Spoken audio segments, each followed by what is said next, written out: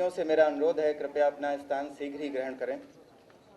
जल्द ही आज का व्याख्यान, जिसका कि विषय है आहार एवं कैंसर, प्रारंभ होने वाला है और ये हमारा सौभाग्य है कि इस कार्यक्रम के मुख्य वक्ता इस विश्वविद्यालय के कुलपति प्रोफेसर अशोक कुमार जी हैं, जो हमारे बीच आ चुके हैं। कृपया उनके स्वागत के लिए जोरदार तालियां बजाइए।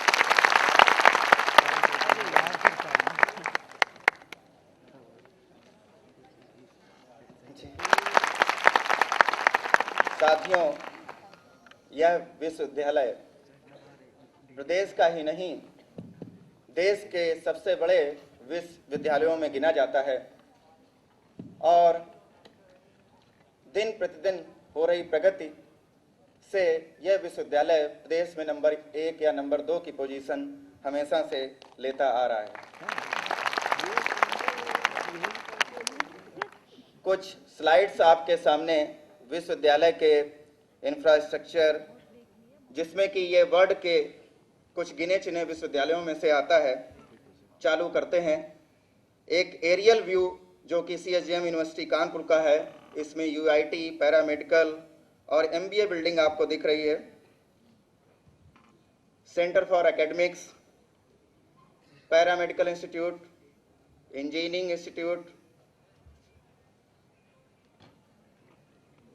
Bioscience and biotechnology, institute of pharmacy, institute of fine arts, university auditorium, computer centre, central library, lecture hall complex, international centre, vice chancellor's residence.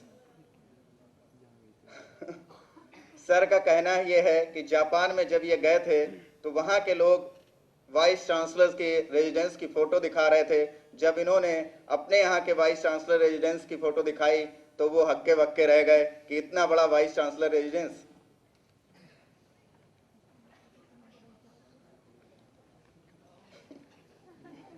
Administrative building, multipurpose hall, cafeteria, guest house, university campus. ये भी एक aerial view है जो आपको rare ही देखने को मिलेगा। ये इंटरनेशनल सेंटर की पिक्चर है जिसमें कि बाकी सब चीज़ें भी दिख रही हैं और साथ में पनकी के पावर हाउस की चिमनी भी दिख रही है।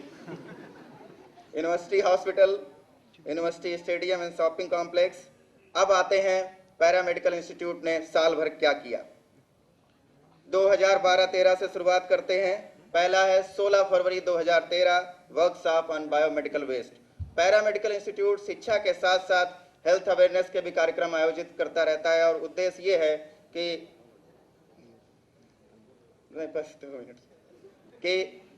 सभी लोग स्वस्थ रहें, ये हमारा उद्देश्य है और इस स्वास्थ्य को बनाए रखने के लिए जो भी मेजर्स हैं उनको हम अपना रहे हैं। Workshop on biomedical waste management, VC साहब इसके चीफ गेस्ट थे। नेशनल न्यूट्रिशन वीक, आज भी हम नेशनल न्यूट्रिशन वीक मना रहे हैं 1 से 7 सितंबर तक और आज का व्याख्यान उसी सप्ताह का एक हिस्सा है। अभियान एड्स से बचाव का, इस बार एक दैनिक जागरण न्यूज़पेपर और इंडियन मेडिकल एसोसिएशन कानपुर के सहयोग से एक बहुत बड़ा अभियान आयोजित किया गया। 4 दिन का यह अभियान था। 29 तारीख को पोस्टर और स्लोगन कंपटीशन, जिसका के उद्घाटन VC सर ने किया। विभिन्न स्कूलों और कॉलेज के बच्चों ने इसमें भाग लिया। वर्कशॉप ऑन HIV एड्स, जो कि टीचर्स और स्टूडेंट्स और पैरामेडिकल स्टाफ के लिए रखी गई थी। मेडिकल कॉलेज के बहुत से वरिष्ठ लोग इसमें आए थे और उन्होंने इसमें अपने व्याख्यान दिए। एक लेक्चर, पब्लिक अवेयरनेस लेक्चर, जो इसी ऑडिटोरियम में हुआ 1 दिसंबर को। इस लेक्चर में मुंबई के एड्स सोसाइटी ऑफ इंडिया के प्रेसिडेंट डॉक्टर IS गिलाडा ने अपना व्याख्यान दिया। एक रेड रिबन एक्सप्रेस भी हम लोगों ने निकाली, जिसका कि flag off chief guest Shri Shiv Kumar Beria ji द्वारा किया गया। 2 तारीख को साइकिलिंग के माध्यम से और काइट फ्लाइंग के माध्यम से जागरूकता उत्पन्न करने के लिए साइकिल रैली और काइट फ्लाइंग प्रतियोगिता रखी गई। हेल्थ चेकअप कैंप, जो कि अपोलो हॉस्पिटल नई दिल्ली के विशेषज्ञों द्वारा आयोजित किया गया था 15 दिसंबर 2012 को। एक हेल्थ अवेयरनेस लेक्चर, दीक्षांत समारोह सप्ताह के अंतर्गत आयोजित किया गया, जिसमें उत्तर प्रदेश डायबिटीज एसोसिएशन के अध्यक्ष डॉक्टर ब्रजमोहन ने व्याख्यान दिया। और लेटेस्ट अभी कल ही हमारे यहाँ के विद्यार्थियों ने शिक्षक दिवस समारोह आयोजित किया।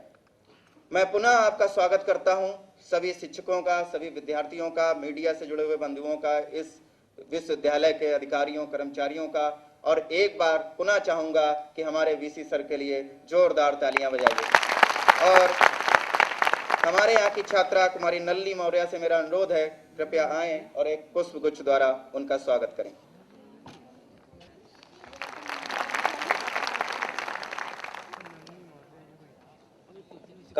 कि हर एक कार्यक्रम का प्रारंभ हम दीप प्रज्वलन से करते हैं, तो आदरणीय वीसी सर से हमारा अनुरोध है कि कृपया दीप प्रज्वलन कर इस कार्यक्रम का शुभारंभ करें।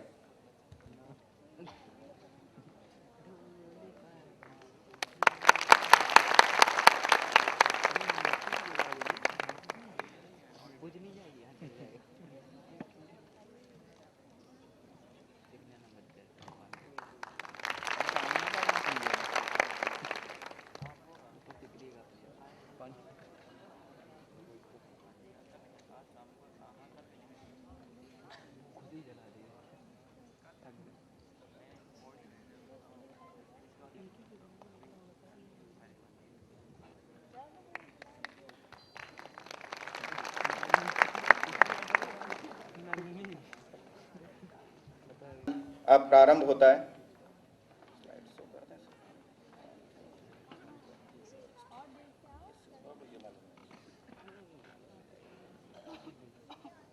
Hello.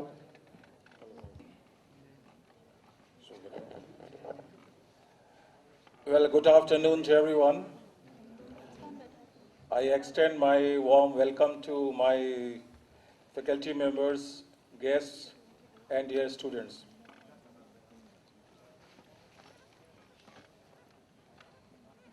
Well, I have been looking for since last 2 years to have a platform to give you some lecture on the topic on which I have been working since long. And fortunately, I got this occasion on the Nutrition Week. Dr. Praveen Katiyar asked me for a lecture, and then I decided, okay, fine, let me give you a lecture over here. I always feel very happy and pleasure in this era to see so many students in the hall. Maybe you have come by your choice or you have been asked to come here. That's I do not know. But it is always a pleasure to see the students in the hall, in the lecture hall. So I welcome you and pay my thanks to you for coming here for this lecture.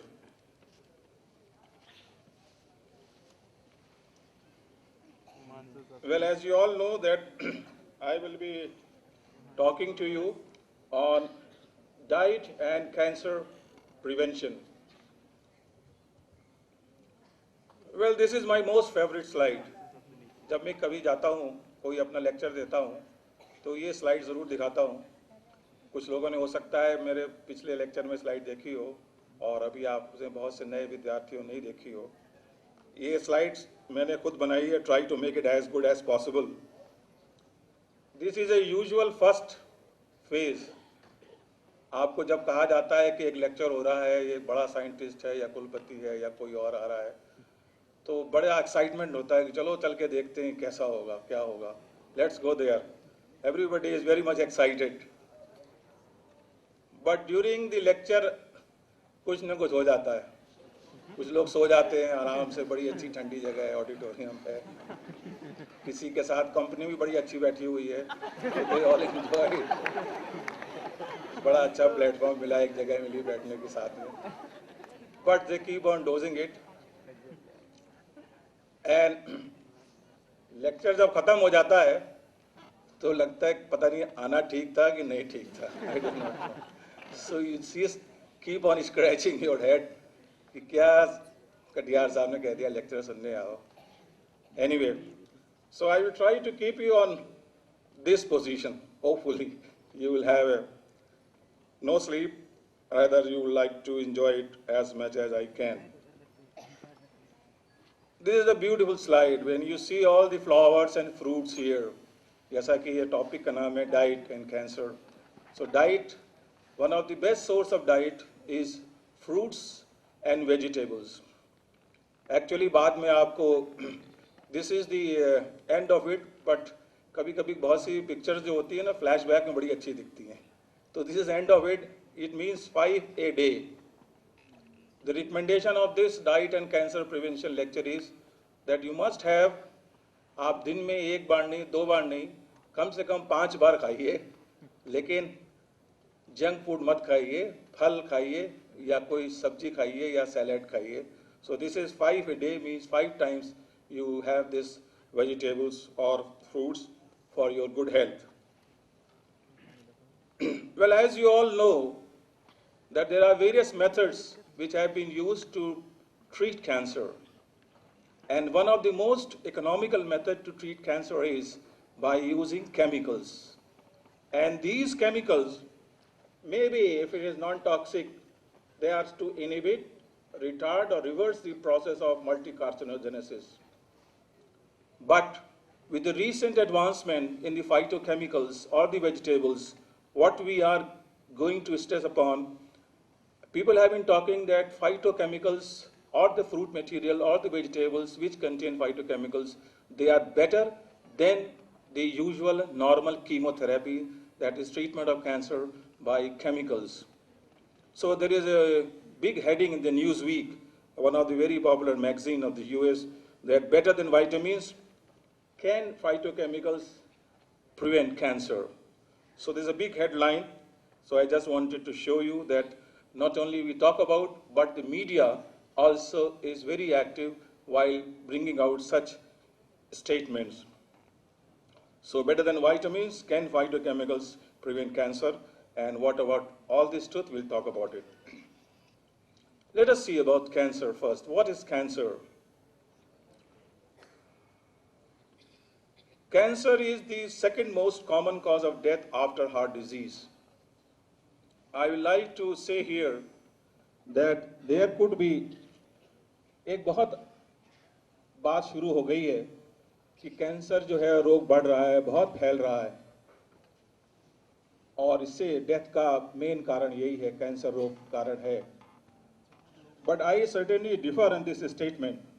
मुझे थोड़ा इससे difference लगता है और difference इसलिए लगता है कि आज सब जानते हैं कि आज चिकित्सा के क्षेत्र में वैज्ञानिकों ने इतनी उन्नति कर ली है कि असाध्य से असाध्य रोगों का भी उपचार संभव है. पहले जो हमारे यहाँ डेथ होती थी वो सिंपल डायरिया से हो जाती थी, डेथ जो होती थी ट्यूबरकुलोसिस से हो जाती थी, बहुत छोटी छोटी बीमारियों से डेथ हो जाती थी, क्योंकि विज्ञान ने इतना ज़्यादा आविष्कार नहीं किया था, खोज नहीं करी थी, तरक्की नहीं करी थी. लेकिन आज के युग में विज्ञान के क्षेत्र में, चिकित्सा के क्षेत्र में इतनी उन्नति हुई है कि ये जितने रोग हैं, छोटे मोटे रोग जिनसे पहले डेथ हो जाती थी, वो अब हम उसका उपचार कर सकते हैं. We can treat them. अब तो छोटे मोटे रोग से जब तक आप स्वयं मरना नहीं चाहें तो आप मर नहीं सकते. I am sorry to say about it, क्योंकि अवेयरनेस, आप डॉक्टर के पास बीमारी हो और आप डॉक्टर के पास ना जाएं तो ये आपकी गलती है. और शायद हिंदुस्तान में ये बहुत ही एक वाकया सच है, मैं थोड़ा कम बोल के कह रहा हूँ, हम में से 50 से 60% स्वयं डॉक्टर्स हैं, है ना. डायरिया हो गया, दवा ले ली, और कुछ गला खराब हो गया, एंटीबायोटिक खा ली, कुछ नहीं हुआ तो फार्मासिस्ट से पूछ लिया, उसने कहा नहीं ये गोली खाओ, क्योंकि उसमें उसका कमीशन ज़्यादा रहता है. Anyway, half of us, most of us, we are doctor ourselves. जब नहीं ठीक होते तब डॉक्टर के पास जाते हैं. इसलिए आपसे सलाह है कि जब भी आप कभी अस्वस्थ हो डॉक्टर के पास जाएं. विदेशों में तो बिना डॉक्टर के प्रिस्क्रिप्शन के एक गोली भी नहीं ले सकते आप, इवन सेरिडॉन नहीं ले सकते और नाइसिन नहीं ले सकते. तो इसलिए present days there are 4 major causes of death. The number 1 is road accident. Unfortunately आप जानते हैं कभी कभी रोड एक्सीडेंट इतना फेटल होता है, इतना ज़बरदस्त होता है कि ऑन द स्पॉट मौत हो जाती है. ले जाने का कोई मतलब ही नहीं रहता. Unfortunately doctor can not help it because the accident is so fatal that the death occurs. The second आपने सुना होगा कि हार्ट अटैक में भी संभावना है, लेकिन कभी कभी ये भी सुना होगा आपने कि सोते सोते आदमी की मौत हो गई, हार्ट अटैक हो गया. Doctors cannot do anything. The third is AIDS, acquired immunodeficiency syndrome. And the fourth is, unfortunately, cancer. सबसे ज़्यादा अनफॉर्चुनेट कैंसर के बारे में आप कह सकते हैं, क्योंकि रोड एक्सीडेंट से आपको कहा जा सकता है सावधानी से गाड़ी चलाइए, हार्ट से कहा जा सकता है कि आप कोलेस्ट्रॉल फैट डाइट्स कम खाइए, एड्स से एक असाध्य रोग जरूर कहा जाता है, लेकिन एड्स रोग जो है उसके वायरस की पहचान हो गई और ऐसी उम्मीद है कि भविष्य में कोई ना कोई वैक्सीन आ जाएगी और हम इस असाध्य रोग से निदान प्राप्त कर सकते हैं. लेकिन कैंसर एक ऐसा रोग है जो कि किसी भी कारण से हो सकता है, एनवायरनमेंट से हो सकता है, टोटल एनवायरनमेंट. आप वातावरण से तो नहीं भाग सकते ना, यहाँ भी वातावरण के अंदर है, भले ही आप कमरे के अंदर बंद हो, but you are expose to various radiations. For example light आ रही है, विकिरण हो रहा है, डस्ट इतनी है, साफ लग रहा है, सफाई की गई है, लेकिन फिर भी डस्ट तो है ही. तो कैंसर एक ऐसा रोग है जिसके कि कई कारण हैं, एक कारण नहीं है. विकिरण भी हो सकता है, केमिकल भी हो सकता है, बायोलॉजिकल भी हो सकता है, वायरस बैक्टीरिया भी हो सकते हैं. किसी रोग के लिए अगर एक से अनेक कारण हो तो उसके लिए वैक्सीन बनाना असंभव है. इस कारणवश ये कैंसर रोग, क्योंकि वातावरण तो रहेगा, एनवायरनमेंट तो रहेगा, इसलिए जब तक सूरज चांद रहेगा अनफॉर्चुनेटली कैंसर रोग भी रहेगा. So we have to know what exactly cancer is and is it preventable और नॉट. अंग्रेजी की जो एक पुरानी कहावत है वो शायद सबसे ज्यादा फिट कैंसर के लिए है, सबसे ज्यादा. Prevention is better than cure. I think this is the best strategy to the cancer problem. So that is how, because one of the main cause is cancer here, so it's the second most common death after heart disease, and because no other disease kills persons, so it is 1 out of 4 persons they are killed, and the risk of developing cancer can be changed in the personal lifestyle. Now this is very important. आपकी lifestyle से आप इस रोग के निदान का सोच सकते हैं, इस रोग से बच सकते हैं. Now let us talk some of the history of the cancer itself. As early as earlier centuries, as you see here, there is a black box. एक बीच में ब्लैक बॉक्स है. ये हम जानते हैं कि कुछ जीन्स होते हैं, कुछ एनवायरनमेंट होते हैं, कुछ डाइट होती है जिसके के कारण कैंसर होता है. लेकिन ये कैसे होता है, क्यों होता है, क्या हो रहा है इसके अंदर? It's a black box. We do not know about it in the earlier times, but as soon as the progress started, scientists started working on cancer, suddenly the box opened up. What are the methods? How cancer is induced? कैसे cancer induce होता है, cell में कैसे introduce होता है, biological system में cancer introduce होता है. So the box started opening, and at present the box is already open, much of it is already open. Now we know that how the gene transform a normal cell into an abnormal cells, what are the environmental factors which changes a normal cell into a cancer cells, and what are the diet components which changes a normal cell into a cancer cell. So this black box has opened, and therefore now there is a probability of better designing of the drugs. There is always susceptibility. We can predict by genetic means that this particular person or this population is susceptible. Cancer हो या नहीं हो, लेकिन इसमें होने की संभावना दूसरों की अपेक्षा ज़्यादा है. And therefore once we know this, अब बहुत सी ऐसी तकनीक हो गई हैं जिसमें कि कैंसर डिटेक्शन हो सकता है, उसकी इमेजिंग हो सकती है, और जो डीप स्पेसिफिक कैंसर्स हैं उनको भी लोकेट करना अब कंपैरेटिवली काफ़ी अच्छा हो गया है because of various techniques available here in the country and abroad and therefore there are new technologies which are coming up for the treatment of the cancer. If you see again, come back to again, what is cancer? जैसा कि आप जानते हैं कि आपने देखा होगा, आप सभी छोटे बच्चे रहे होंगे, अब इतने बड़े हो गए. Something has happened. Size has grown up because you are all made up of cells. एक जो basic human living being की definition है, वो है presence of cell. I don't want to go detail in the molecular biology, but cell is a basic fundamental unit of life. और ये cell grow करता है, divide करता है, और फिर orderly fashion में इसकी death भी होती है, dies in an orderly fashion. It's all called as the programmed cell death. Those who are biological students, they know it. This apoptosis is a programmed cell death. Is very important. So cancer cells are different because they do not die, just continue to divide and grow. Cancer cells are formed as a result of the damaged DNA. You all know deoxyribonucleic acids. So once the DNA is damaged, the gene is damaged, and once the gene is damaged, this can pass on to the different maybe generation, maybe inherited or not, this is a big question. But genes are involved, that is no doubt about it. In either case, if the DNA is damaged, DNA damage कई तरह से हो सकता है, या तो बाहरी source से हो सकता है, रेडिएशन से हो सकता है, या कोई अंदर कोई ऐसी मैकेनिज्म हो जाए, कोई केमिकल चला जाए जो कि डीएनए को डैमेज कर दे, चेंज कर दे, उस कारण से डीएनए डैमेज हो जाता है. Now once a DNA is damaged, cancer is formed. Usually, हम लोग जो सोचते हैं यूजुअली वो कैंसर को एक ट्यूमर के रूप में देखते हैं, ग्रोथ के रूप में देखते हैं, गांठ के रूप में देखते हैं generally. This is a normal thing which you can see here. There is a normal cell. If DNA is damaged, it is called initiation. शुरुआत हो गई, मतलब DNA डैमेज हो गया, शुरुआत हो गई. Probability हो गई, कैंसर हो या नहीं हो, that is a different issue. But there is initiation means the process has started. Then there is a mutant cell. जब सेल चेंज हो जाता है नॉर्मल सेल से, बायोलॉजिकली इसको हम म्यूटेंट सेल कहते हैं.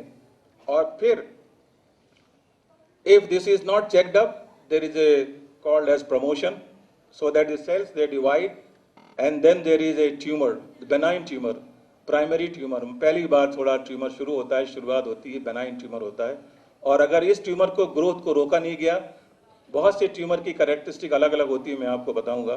Ultimately it becomes a malignant tumour. Now this malignant tumour is more specifically is called cancer. Generally हम बेनाइन ट्यूमर बड़ा जनरल नेम है, लेकिन cancer is a very specific word which should be used strictly when there is a malignancy, malignant cancer, malignant tumor. Now, there is a DNA damage over here. You see, this is one representation of the chemicals here. Here, the various chemicals are inducing DNA damage, initiation. Then what we will talk about here, there are various agents which can check this initiation process. Once it is checked, probably the cancer will not grow. Again, just to represent you, this is a normal cells. Some cells have mutated, a large number of cells have mutated, then becomes a tumor growth, and finally this tumor, this is the blood vessel. Through the blood vessel, एक cell भी अगर escape हो जाता है, तो वो अन्य स्थानों में चला जाता है, that is called as the metastasis. Malignant cells की एक पहचान होती है कि एक समय के बाद वो अपनी जगह छोड़ देता है. क्यों छोड़ देता है? जैसे आपने देखा होगा कि एक गुब्बारा ले लीजिए, आप उसको फूंकते जाइए, एक बात वो फट जाएगा एकदम से. बेनाइन ट्यूमर जो होता है उसके चारों ओर एक कैप्सूल होती है जिसके कारण से कि वो उसकी कोई भी कोशिका बाहर नहीं निकल पाती. लेकिन मैलिग्नेंट सेल की जो कोशिका जो होती है, भित्ति होती है, वो बेनाइन ट्यूमर से कम मोटी होती है, पतली होती है, इसलिए उसमें से सेल निकलने की पूरी संभावना होती है. Once it leaves this stage, it goes to the other parts, then it becomes a very different stage. फिर सुना होगा आपने unfortunately कैंसर पेशेंट्स के बारे में कि फर्स्ट स्टेज में है, सेकंड स्टेज में है, third stage, depending upon the type of the noodle and biological properties. So As I said, there are two types of cancer, malignant and benign. And malignant ones are very dangerous to the body and can lead to the death. And there is if you see the nomenclature, this sarcoma and carcinoma, the major ones. There are different types of the actually connective tissues here. As a muscular bone, if it is sarcoma, और अगर epithelial cell से हो, then it is carcinoma. जभी तक आपने देखा होगा tumour एक सॉलिड ट्यूमर के बारे में कहा जाता है, लेकिन ब्लड कैंसर ऐसा होता है, वो सॉलिड ट्यूमर नहीं होता, बल्कि उसमें विभिन्न प्रकार के ब्लड फॉर्मिंग जो सेल्स होते हैं वो सेल्स के फॉर्म में होता है, and that is why it is not a solid tumour. Then we have lymphomas. Lymphomas are lymphatic system होता है. I will just let you know when you have immune system.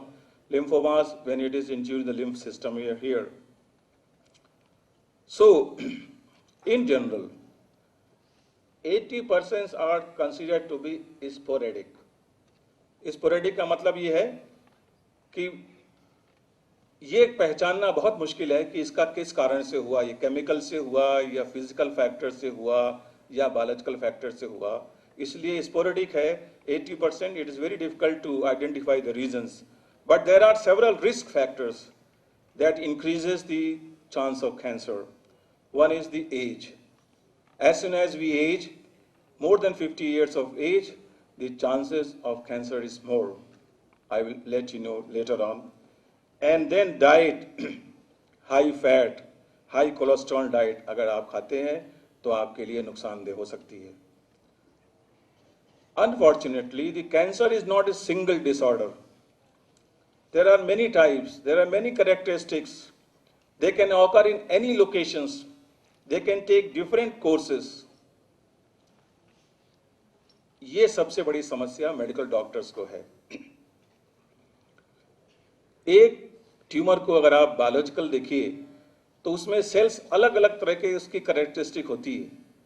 किसी भी जगह किसी भी समय अगर सेल्स भिन्न भिन्न तरह के हों, सबके लिए एक समान ट्रीटमेंट नहीं हो सकता. यही सबसे बड़ी कमजोरी है हमारे मेडिकल फील्ड में, क्योंकि हम एक सेल को तो किल कर सकते हैं लेकिन दूसरे को शायद किल नहीं कर सकते, दो को किल कर सकते हैं शायद तीसरे को किल नहीं कर सकते. इस कारण से ये समस्या अभी भी बनी हुई है. कैंसर रोग को ठीक करना एक माने में बहुत आसान है, वेरी इजी, बहुत आसान है. ट्यूमर ले लीजिए और उसको इतनी रेडिएशन डोज दीजिए कि ट्यूमर समाप्त हो जाएगा, लेकिन साथ में पेशेंट भी समाप्त हो जाएगा. तो ऐसे रोग से निदान से तो कोई फायदा नहीं कि आप ट्यूमर ठीक कर रहे हो पेशेंट को ही मार दें. You have to have a differential action between a normal cell and the tumour cell. You have to identify these two factors, tumour cells and the normal cells. This is the most challenging feature of the medical science here, how to differentiate. Of course बहुत सारी तरक्कियां हुई हैं, बहुत सारे methods आ गए हैं जिनसे हम कर सकते हैं, लेकिन अभी भी ओल्ड प्रोवर्ब बिल्कुल सीख है, prevention is better than cure, what ever it is. आपने सुना होगा अभी भी हम इतनी उन्नति करने के बाद भी केवल उनका लाइफ स्पैन साल 2 साल 3 साल बढ़ा देते हैं, उससे ज़्यादा शायद अभी भी नहीं कर पाए. उसका एक कारण ये भी है, जैसे कि मैंने आपको कहा, हम सभी डॉक्टर्स हैं. डॉक्टर के पास तभी जाते हैं कि जबकि कोई बीमारी हो जाती है. साल में कोई परीक्षण नहीं कराता.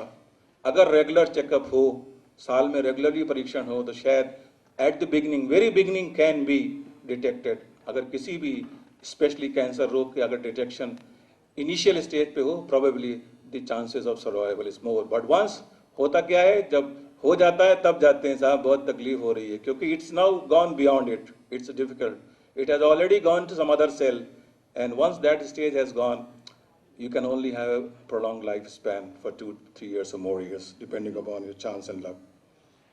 So, genes work together to regulate cell division, and entire new cells are replicas of parent cells.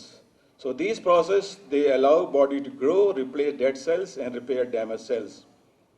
So, this in general is affected cells lose ability to stop cell division, and that is resultant of abnormal mass of cells. एक बड़ा छोटा सा साधारण सा example है. जो लोग गाड़ी चलाना सीखना चाहते हैं, गाड़ी अगर आपको चलाना नहीं आता तो कोई चिंता की बात नहीं है. You don't have to worry. You are not going to kill anyone if you do not know how to drive a car और ए व्हीकल. गाड़ी चलाना नहीं आता तो आप बहुत अच्छे हैं उन लोगों से जिनको गाड़ी चलाना आता है. लेकिन गाड़ी चलाना अगर आपको सीखना है तो उसके लिए सबसे आवश्यक है ब्रेक कब लगाया जाए. कि यहाँ कोई सरदार जी तो नहीं है, वैसे है तो हाथ खड़ा कर दे. नहीं. चलिए फिर आपको एक छोटा सा किस्सा सुनाता हूँ. अगर हो तो सत श्री अकाल, माफ कीजिएगा.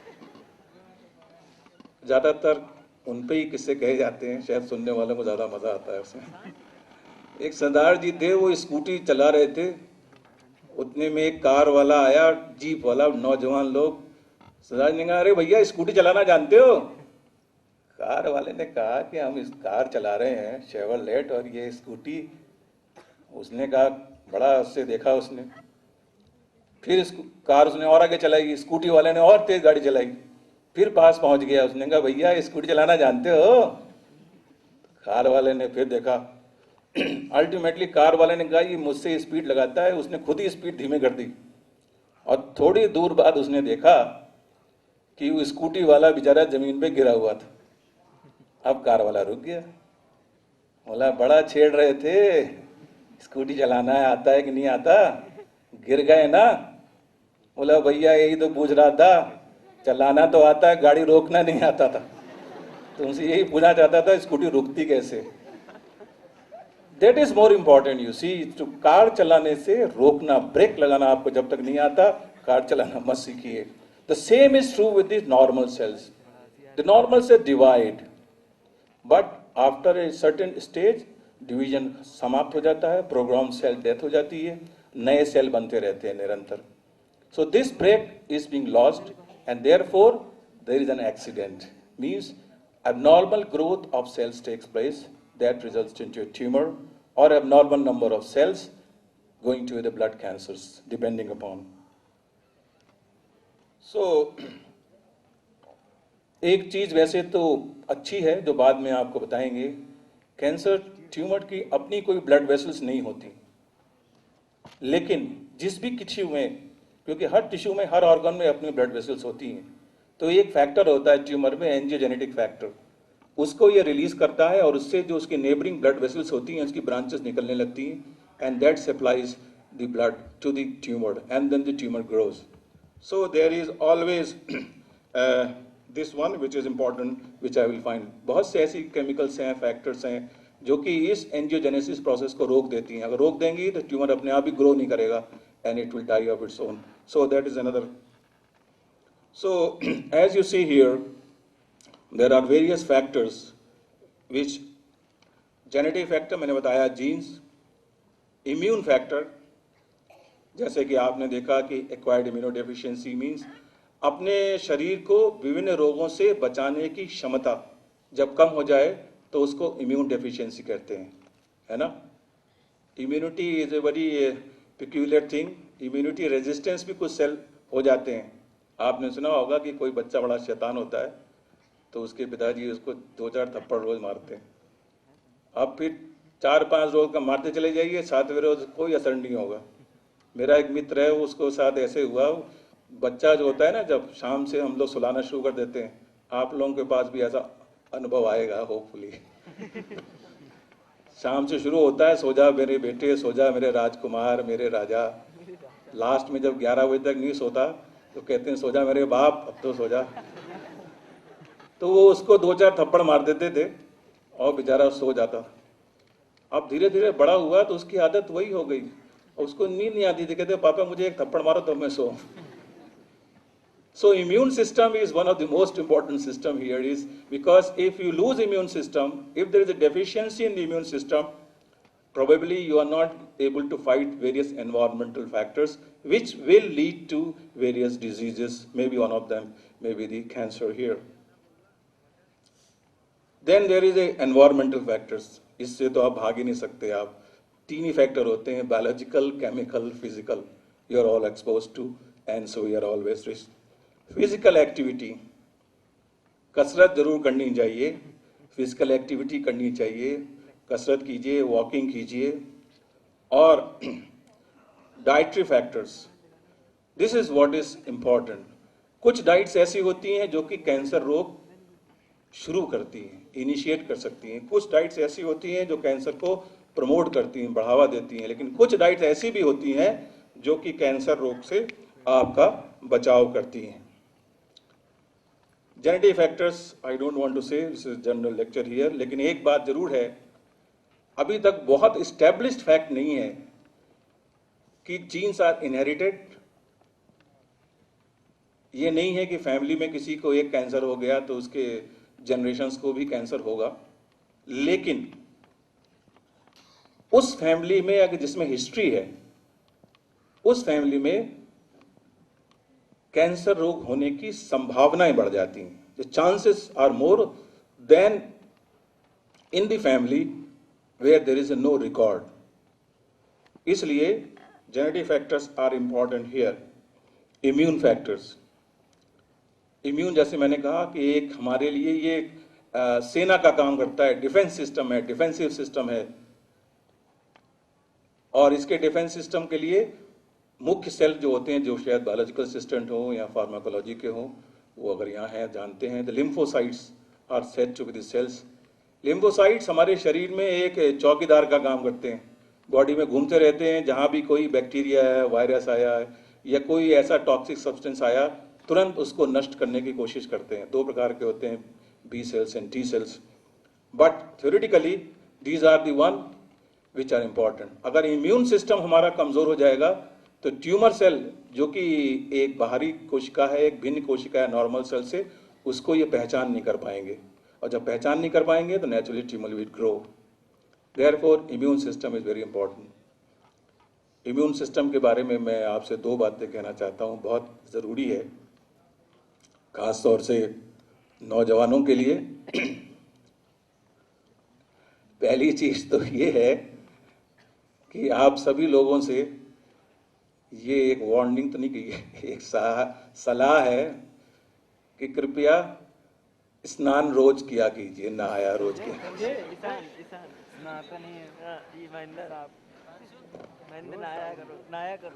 जो नहाते हैं वो ठीक है, जो नहीं नहाते कृपया घबराएं नहीं, आगे ध्यान रखें। क्यों नहाना चाहिए सवाल ये उठता है ना? क्यों नहाना चाहिए? आजकल बड़े एड्स होते हैं, ये प्रोमो लगाओ, वो प्रोमो लगाओ, लोग आपके आसपास घूमते रहते हैं। ऐसी बात नहीं है, लेकिन एक स्वस्थ वातावरण। What is happen is your body is expose to number of factors, biological factor, bacteria and virus. ये मत सोचिए कि आपके शरीर के ऊपर बैक्टीरिया नहीं चिपका हुआ है या कोई और अन्य जीवाणु नहीं चिपका हुआ है। इसलिए अगर आप नहाएंगे तो कुछ तो नहाने के साथ वॉश हो जाएंगे, और कुछ कैसे वॉश होंगे? जबकि आप तौलिए का इस्तेमाल करेंगे, बदन तो पोंछेंगे ना भाई, तो कुछ बैक्टीरिया उससे चले जाएंगे। इसलिए कृपया करके अगर आप नहीं नहाते हैं तो नहाना शुरू कर दीजिए। वैसे एक सरदार जी थे, उन्होंने 3 बाथरूम बना रखे थे। पूछा भाई इसमें गर्म पानी आता है? बोले हाँ। बोले ये जाड़े के लिए। इसमें देखो ठंडा पानी आता है गर्मी के लिए। बोले तीसरे में तो नल ही नहीं है। बोले जो नहीं नहाना चाहते हैं उस बाथरूम में जाते हैं। So immune system is such A system that हमारे बुजुर्ग ये कहते थे बेटा नहाया करो, और क्या कहते थे? कसरत किया करो, फिजिकल एक्टिविटी किया करो। भाई क्यों किया करो? मैंने आपको बताया हमारे शरीर में 2 प्रकार के सिस्टम हैं, एक तो है ब्लड वेस्कुलर सिस्टम, एक है lymphatic system. Blood vascular system के लिए हमारे पास हार्ट है, which propels blood, all blood cells are circulated throughout our body. लेकिन लिम्फेटिक सिस्टम के लिए जो लिम्फोसाइट्स, जो हमारे चौकीदार हैं, जो हमें शत्रुओं से बचाते हैं, उसके लिए कोई भी हार्ट नहीं है, कोई भी प्रोपेलिंग सिस्टम नहीं है। उसके लिए सिर्फ मैकेनिज्म है एक्सरसाइज। अगर आप एक्सरसाइज करेंगे तो लिम्फोसाइट्स प्रॉपर्ली सर्कुलेट होंगे। इसीलिए जो योगा और सिद्धा और ये जितने प्राणायाम और जो भी आयाम है वो इस पे बेस्ड हैं, एक्सरसाइज बेस्ड हैं, बिस्कॉल ऑफ द लिम्फेटिक सिस्टम। तो इसलिए अब आप रोज नहाएं और रोज कसरत करें. So this is again system here. Environmental factors are many. I don't have to say. Physical activity, as I've already said. So keep on running during morning time. Have a nice brisk walk so that you are active and you don't have this cancer problem over here. So especially on the children and adolescent are critically important. बहुत समय नहीं मिलता आजकल, तो कृपया करके आप parents को भी यूज करें, उनके आप कंधों पे चढ़ें. अब तो खैर बड़े हो गए, अब तुम मत चढ़िएगा प्लीज, लेकिन ask them to walk along with you so that they are also having no obesity. So always good to walk with your friends if you have. I wish you all the best. So, what nutrition has done? Nutrition has a major role in cancer prevention. And diets, as मैंने कहा कि cancer रोग को बढ़ा भी सकती है और रोक भी सकती है, दोनों पहलू हैं इसके. So we have to select, and number of studies have been done on the animal studies have been done. It is just a rough estimate that what is the proportion of cancer probability which is attributed to diet. Surprisingly, in developed countries, it is more than 35%, and in developing countries like India, it is about 20%. Overall, it is 25% because of various food habits and lifestyle in the developing countries and country like India. So, dietary factor that increase the risk of cancer, over nutrition, ज़्यादा मत खाइए please, है ना, कम खाइए. नहीं तो क्या होगा, इससे ज़्यादा खाएंगे तो कैलोरी आपको ज़्यादा लगेगी और ओबेसिटी हो जाएगी, मोटे हो जाएंगे. ठीक है. और आपने जो यहाँ वैज्ञानिक ने सुना होगा डायबिटीज़ के बारे में. Unfortunately India is the leading country in the world, may be number 1 in diabetes. What is the reason? Diabetes के कई रीजंस हैं. एक जेनेटिक भी होता है, एक एक्वायर्ड भी होता है. अगर आप ओबेस हैं, ओबेसिटी है, तो क्या करेंगे, नेचुरली मोटे आदमी को एनर्जी ज़्यादा चाहिए ना, ज़्यादा खाएगा, और ज़्यादा खाएगा तो कैलोरी ज़्यादा इंटेक होगी, शुगर ज़्यादा इंटेक होगा, ultimately it lead two diabetes. But that also increases the breast cancer, endometrial cancer, kidney cancer and other types of cancer. और एक डायबिटीज़ का आप एक छोटा सा एग्जाम्पल सोचिए. अगर आप सोचेंगे क्या हो जाता है, मोटे हो गए थोड़े से, क्या हो गया, क्या फर्क पड़ता है, थोड़ा वेट ज़्यादा हो गया, क्या फर्क पड़ता है. How it is going to affect your body, that is important. Why obesity? Calorie तो बाद में सोचिए आप. But what is obesity means you are carrying extra weight. जो आपका नॉर्मल वेट होना चाहिए, एक स्टैटिस्टिक्स है, डॉक्टर्स यहाँ बैठे हुए हैं, दे नो इस हाइट से, और आप अंदाज़ा लगा सकते हैं कि नॉर्मल वेट कितना होना चाहिए ह्यूमन बॉडी का. कुछ इसका फैक्टर है, height -100 it comes to kilogram weight. Anyway I am not sure about it, लेकिन ऐसा होता है. अब आप ये सोचिए कि आप विभाग से यहाँ तक आ गए.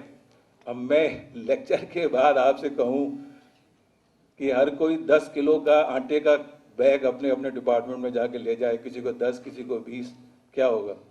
थक जाएंगे आप, because you are carrying extra weight. एक कॉपी लेके जाए तो नहीं थकेंगे आप, लेकिन यदि आपको 10 किलो का आटे का बैग दे दिया जाए तो आपको थकान महसूस होगी. That is what in obesity you are carrying extra weight. And once you are carrying extra weight, naturally you have to exert more, and in order to exert more you need more of calories.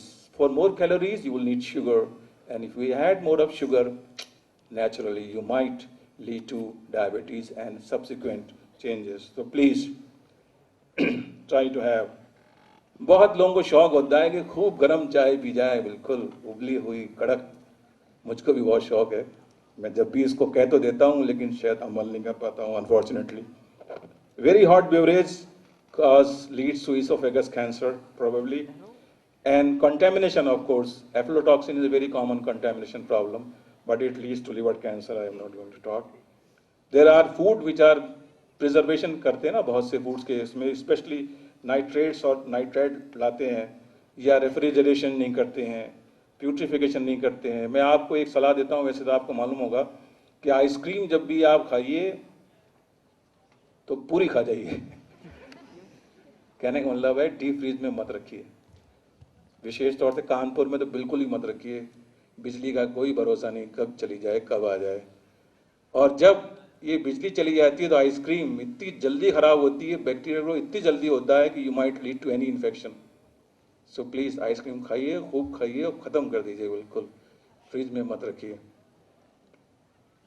Fat, of course, is a very general term here, and as you all know, and I have been talking about to you, fat जो होता है वो हमेशा it leads to various types of cancer here, breast cancer, colon cancer, lung cancer, prostate cancer, and because fat is related with the obesity, and therefore once you have this fat obesity, then so how you get a lot of fat here, like the animal fat from animal meat and maybe dairy, and which is associated with breast cancer in the nurses' healthy study, and thus it has been seen. And low fat diet in general, less than 20% fat, may reduce the recurrence of this breast cancer here. Energy intake and physical activity, I have been always talking about it, that physical activity have a definite protective role, and it has been observed the woman who spent an average of 3.8 hours per week is too much for a woman to have this. In physical activities may have lower colon and reproductive cancer here. So obesity, as I said, is a big risk of so many factors, breast cancer, colon, and lots of diseases. So please try to वज़न लेते रहिए आप, इतना वज़न नहीं हो कि machine टूट जाए, लेकिन वज़न लेते रहिए। एंड एज यूजुअल इतना भी वज़न मत कम करिए कि डैश हो जाए। So you lose weight if currently overweight or if you have obese. Protein is again important factor. It is very difficult to say because it is not protein rich diets are also rich in fat and in fibers, and so low protein diets seem to reduce the risk of cancer, while risk is increased by very high protein intake. So increased meat intake is associated with increased risk of colon cancer and advanced prostate cancer. Fibre अभी भी controversy, कहते हैं ना fibre वो फल खाइए जिसमें fibrous हो, that is good for health, and because it is rich in fibre it always protect you from the colon cancer, I will let you know. लेकिन अभी भी ये डिबेट है वेदर इट इज करेक्ट और not, which is not sure. Carbohydrate, as I said, sugar, it is very important here, and various foods and vegetables, we come to it, are found to be associated with lower risk in 128 or 160 dietary studies. इसलिए increased consumption of fruits and vegetables is associated with lower risk of cancer of the oral cavity, esophagus, stomach, colon and rectum. So people who develop cancer tend to have, जिनको cancer हो जाता है वो ऐसा देखा गया है, हालांकि अभी भी तक established fact नहीं है exactly, but जो रॉ एंड फ्रेश वेजिटेबल कम खाते हैं, हरी सब्जियां कम खाते हैं, गाजर कम खाते हैं, फ्रेश फूड कम खाते हैं, सरसों के गोभी खाइए, पत्ता गोभी खाइए, अगर मिल जाए तो ब्रोकली खाइए, सबसे अच्छी ब्रोकली होती है, शायद हिंदुस्तान में कम मिलती है लेकिन इसलिए बहुत महंगी होती है। लेकिन बहुत से प्रोडक्ट्स होते हैं, सोयाबीन है, फुल ग्रेन खाइए, और which might leads less risk of cancer here because low energy and good source of fiber which contains lot of vitamins and minerals. Vitamins like C, E, selenium is very important. आजकल आपने ये अनुभव किया होगा कि पहले तो medical doctors जो थे वो जनरली वो एक प्रकार के विटामिन टैबलेट दिया करते थे। आजकल विटामिन टैबलेट्स का रिवाज कम हो गया है, क्योंकि आजकल कुछ मालूम चल गया है कि जो भी बीमारियां होती हैं वो फ्री रेडिकल से होती हैं, उसको ख़त्म करने के लिए एंटीऑक्सीडेंट चाहिए। So most of them they have recommendation of the antioxidant tablets which contain selenium and zinc, for example, in small quantities. So there are thousands of chemicals in diet, and these might be maybe some initiators, some promoters, but some have also the protective factor over here. Well, pesticides, as you all know, farmers क्या करते हैं, बहुत अच्छी crop हो, बहुत अच्छी growth हो तो वो pesticides का इस्तेमाल करते हैं, but these pesticides if they are above the recommendation level, बहुत से पेस्टिसाइड बैंड हैं, अगर उन पेस्टिसाइड्स को आप यूज़ करेंगे तो naturally it will go to the human body. बहुत सी जगह देखा गया है, प्रेग्नेंट फीमेल्स में देखा गया है, उनके ब्लड तक में जो है उनके शुगर जो है और जो पेस्टिसाइड लेवल है वो इनके मिल्क में भी पाया जाता है। तो once you feed your baby, breast feeding, naturally you are transferring some of the pesticides to your baby, and that might lead to different conditions. So benefits of eating fruits and vegetables are greater than any potential risk or food additive. Those who are not approved, please do not use them. Alcohol. Alcohol is associated with an increased risk of mouth, esophagus and breast cancer. So alcohol increases the risk of mouth, pharynx, larynx, liver and breast cancer. एक हिदायत है कि अगर आप पीते भी हैं तो कृपया उसके साथ सिगरेट मत पीजिए, अगर वो पिएंगे तो आपके चांसेस ज़्यादा हो जाएंगे। So alcohol and tobacco greatly increase the risk of compared to drinking or smoking alone. So risk increases with just intake beginning at least few drinks per week. एक बात अच्छी कही है, I thought a glass of wine was good for me. Moderate intake of alcohol appears to decrease risk of heart disease. आपके पास choice है कि आप heart से मरना चाहते हैं या कैंसर से मरना चाहते हैं। हार्ट से मरना नहीं चाहते तो अल्कोहल कम पीजिए, और कैंसर से मरना चाहते हैं तो अल्कोहल खूब पीजिए। But this is not correct. This doesn't recommend those who are not drinker should start drinking, ऐसी बात नहीं है। अल्कोहल कहते हैं, कहा जाता है, खासतौर से जो अल्कोहल के शौकीन हैं साइंटिस्ट लोग, रेड वाइन आपने सुना होगा। रेड वाइन अगर आप 60 ml लीजिए तो आप हृदय रोग से बच सकते हैं। प्रश्न ये उठता है कि 60 ml पे रुकता कोई नहीं है फिर। After every drink there is a new man. हर चीज के लिए 60 ml चाहिए। एक आदमी के 3 दोस्त थे, तीनों दोस्त मिलके दारू पीते थे एक रेस्टोरेंट में। एक मर गया, तब भी गिलास 3 थे। तो वेटर ने पूछा, सर एक तो दोस्त आपका मर गया, तो गिलास तीसरा कैसे? बोले उसके गम में तो पीना ही है थोड़ा सा। 2 used to share। जब 2 मर गए तो एक बचा, उसने भी 3 पैग लिए। बोला अब 2 के गम में तो मुझे ही पीना पड़ेगा तीनों peg. It's like that, but it is you cannot control 60 ml, that is the problem। And मेरा एक दोस्त मुझसे कहता था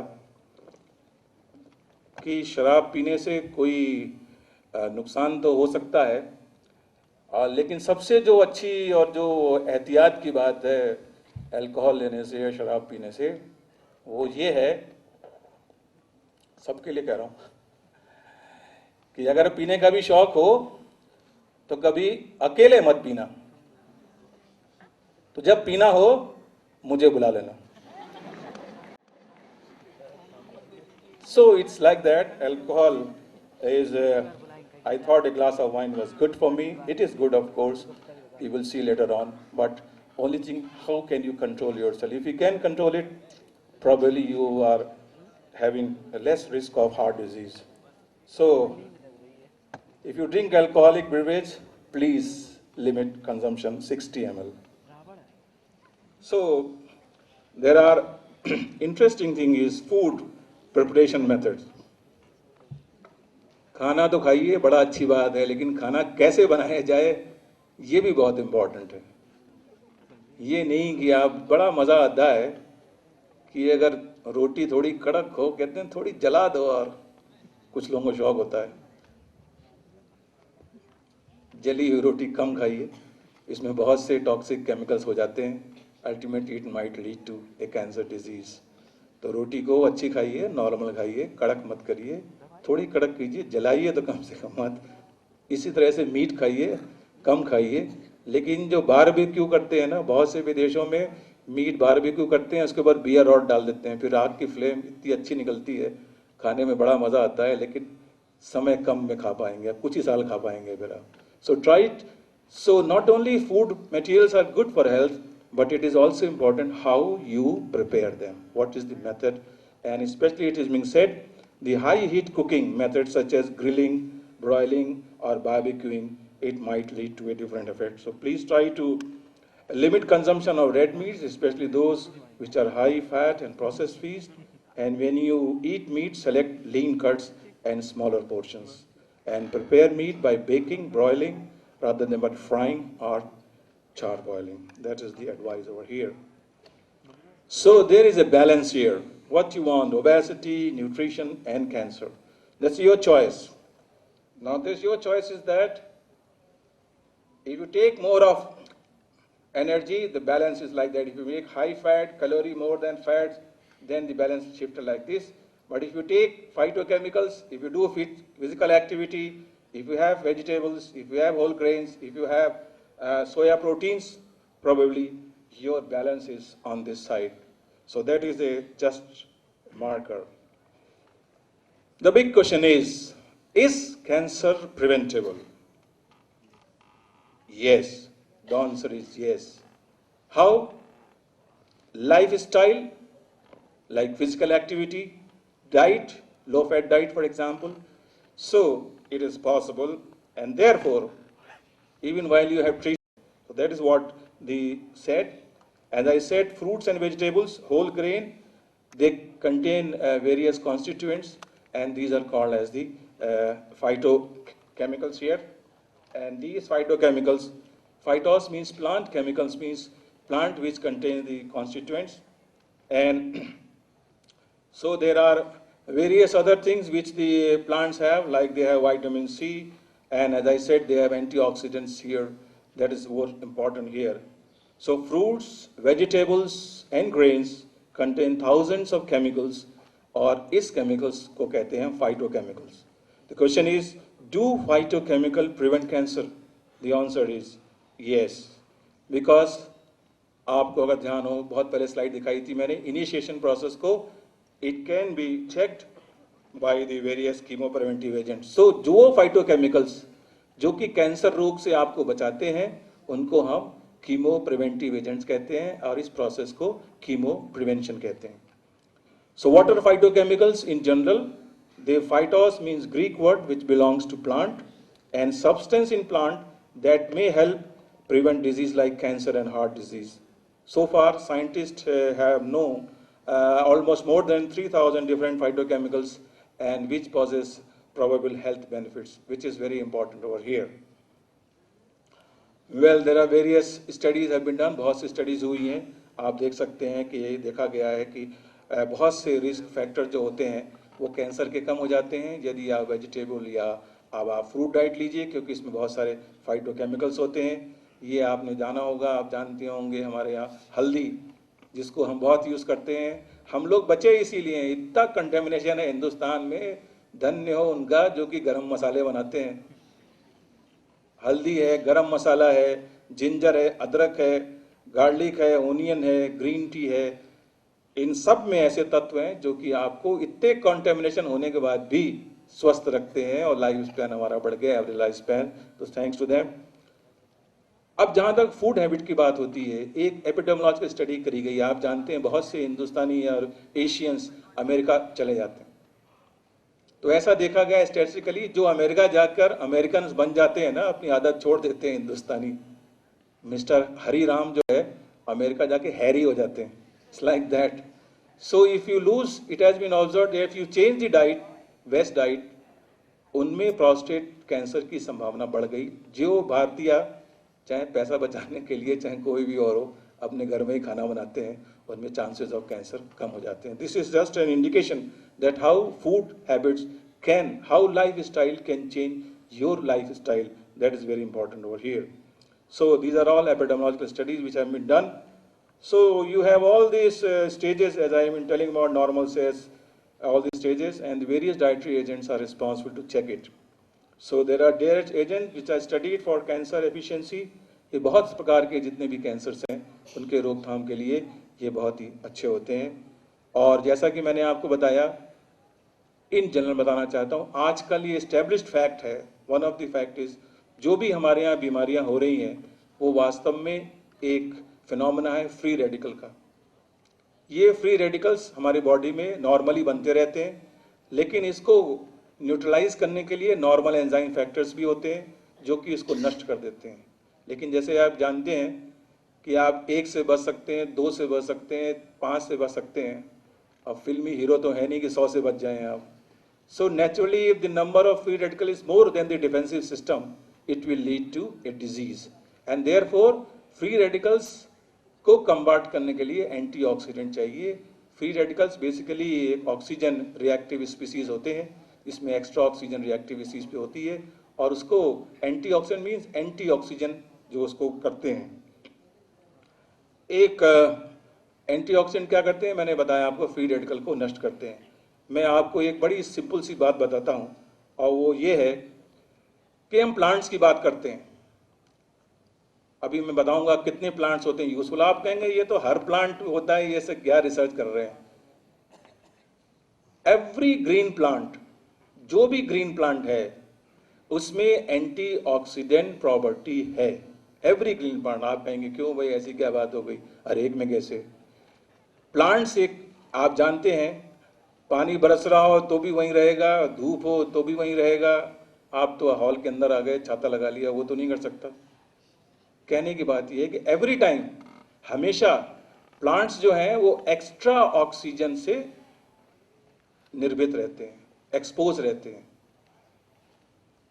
हर चीज की एक क्षमता होती है, हर चीज की एक लिमिट होती है, हर चीज का एक फिजियोलॉजिकल लिमिट होती है। उसके बियॉन्ड ऑक्सीजन तो अच्छी है, लेकिन उसके बियॉन्ड ऑक्सीजन भी खतरनाक है। इसलिए प्लांट जो कि ऑक्सीजन के सामने हमेशा रहता है और उसको हमेशा एक लेवल से ज़्यादा ऑक्सीजन मिलती है, तो उसके अंदर एक बेसिक मैकेनिज्म तो होनी चाहिए ना इनबिल्ट, कि वो एक्स्ट्रा ऑक्सीजन से लड़ सके, उसको न्यूट्रलाइज कर सके। इसलिए हर एक प्लांट में जो सर्वाइव कर रहा है उसमें एंटीऑक्सीडेंट प्रॉपर्टी होती है। ये ज़रूर है कि उसके अन्य गुणों से हो सकता है कुछ ऐसे कॉन्स्टिट्यूएंट हो जाएं कि वो पॉइजनस हो जाए, कुछ ऐसे गुण हो जाएं जो कि और लाभदायक हो जाए, लेकिन बेसिक एंटीऑक्सीडेंट प्रॉपर्टी हर एक प्लांट में रहती है।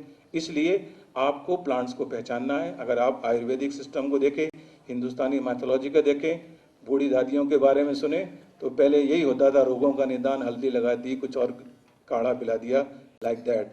Now we are gone to the allopathic system. एक बहुत बड़ा माफिया ग्रुप है, बिकॉज मनी इज इन्वॉल्व। तो आप देखते होंगे बीच बीच में खबर आती रहती है कि आयुर्वेदिक सिस्टम ठीक नहीं है, उसमें मेटल लगा हुआ है, because that is different story. But in general, plants are very useful and they are very good friends over here. So let's talk about tea and coffee. इतना समय हो गया लेक्चर देते हुए, लगता होगा जल्दी से खत्म हो, चाय कॉफी मिले तो चला जाए। Tea and coffee, though some people love tea and coffee, and of course coffee has been investigated as a possible risk factor. Sorry to say, risk factor is involved, but does not appear to associate with increased cancer. चलिए अभी established नहीं हुआ है, coffee P सकते हैं आप। But what is more important is, चाय पीने वालों के लिए खुशखबरी है। रेगुलर चाय पीजिए और स्टमक कैंसर से बचिए, लेकिन गर्मा गर्म चाय मत पीजिए, हॉट बेवरेज मत पीजिए, अन्यथा कुछ और परिणाम हो जाएंगे। थोड़ी गर्म tea, black tea, which is often sold as fermented and not processed. कई प्रकार की चाय पत्ती मिलती है यहाँ पर हिंदुस्तान में। ब्लैक टी मिलती है जो कि मिलती है जो फर्मेंटेड होती है। कौन सी अच्छी होती है? जो सेमी फर्मेंटेड होती है, heated and dried more than green tea but less than black, served in Chinese restaurants. Green, which is unfermented, very little processing. This is supposed to be the best form of tea, green tea, because it is unfermented and it is little processing. And there are white also, you will have to see, unfermented, very little processing, and they are harvested before leaves fully open. तो चाय का नहीं कि चाय P खूब गरम कितनी बनाए 400 किलोमीटर की 800 किलोमीटर की, नॉट लाइक दैट। चाय पीजिए, चाय अच्छी होती है, लेकिन चाय कैसी बनाई जाए, किस प्रकार की चाय पी जाए, ये भी बहुत आवश्यक है। So have a cup of tea dears, it is calorie free, if you are not adding sugar. Milk मत मिलाइए आप, मिल्क मिलाने से चाय की क्षमता प्रोटेक्शन की कम हो जाती है। इट इज़ 87 में dietary, antioxidant, polyphenol, which includes flavonoids, and catechin. These are various chemicals. EGCG, these are chemicals which are good, and this is proanthocyanins, those who want to know more in detail.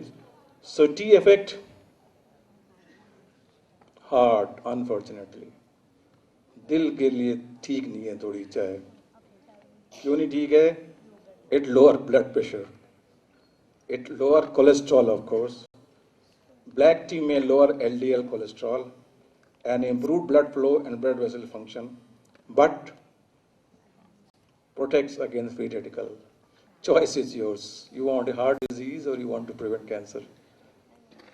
Decrease of growth of renal cell, it checks, and decrease of rectal, colon and skin cancer. Artificial sweeteners, जो लोग को diabetes होती है, artificial sweetener पीते हैं, जहाँ तक हो उसको नहीं लीजिए। चाय पीनी है तो फिर चीनी के साथ पीजिए, और पीनी है तो विदाउट शुगर पीजिए। Of course there are various artificial sweeteners are recommended, and anyway, so you have to have various factors, and this is lifestyle once again changes to reduce breast cancer, and these are various functions of the phytochemicals, maybe antioxidant, anti-hormonal। बहुत सी disease especially females में breast cancer और uterine cancer, especially breast cancer जो है वो hormonal activity के कारण होता है। So ultimately the anti angiogenic, जैसे मैंने आपको बताया कि ब्लड वेसल्स ट्यूमर की अपनी नहीं होती, तो ये नेबरिंग जहाँ पर जिस टिश्यू में होता है उसकी नेबरिंग वेसल्स को अपनी ओर खींच लेता है, because angiogenetic factor. So if you have anti angiogenic factor, this anti proliferative factor and pre apoptotic, जैसा कि आपको मैंने बताया कि cancer cell loses the property of dying, that is called apoptosis, which is program cell death, cell अपने यहाँ। लेकिन अगर इसको हम एपोप्टोसिस इंड्यूस कर दें, then the cells will again die. So anti inflammatory, immunomodulatory, these are various plants over here which I have been worked to so much, which are lots of chemicals over here, so I will not go into the details here. This is one which is very well said, soybean। आपने सुना होगा soybean खाइए cancer को बचाइए।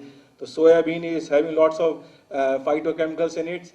These have isoflavones here, and these are saponins, and they have a wide range of benefits, including the lowering the risk of the heart disease also.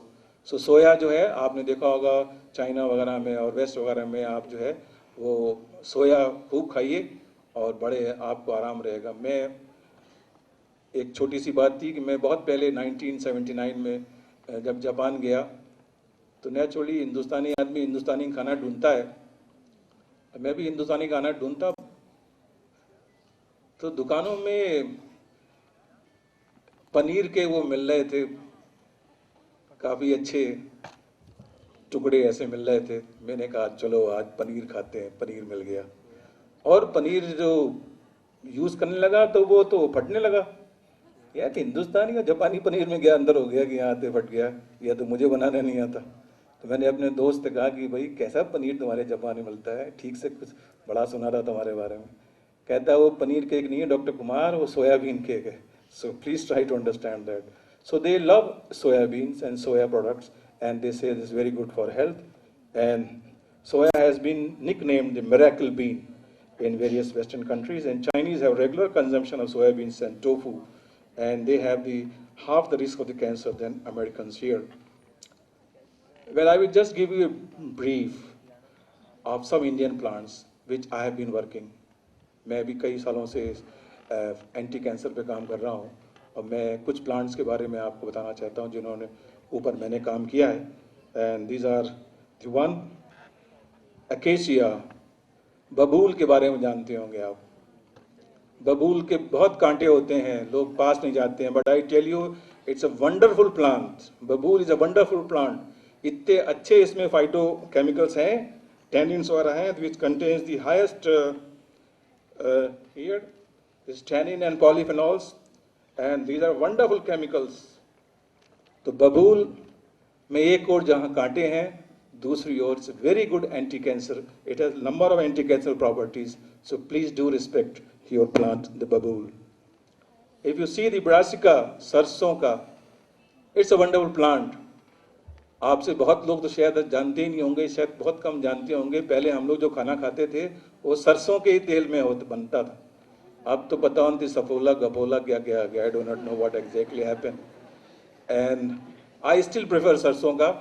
इसमें भी वही बात है, all these I want to give warnings, all these Saffolas वह कहते हैं ना lower fat करेगा और हार्ट से बचाएगा, but at the same time they are low carcinogenic.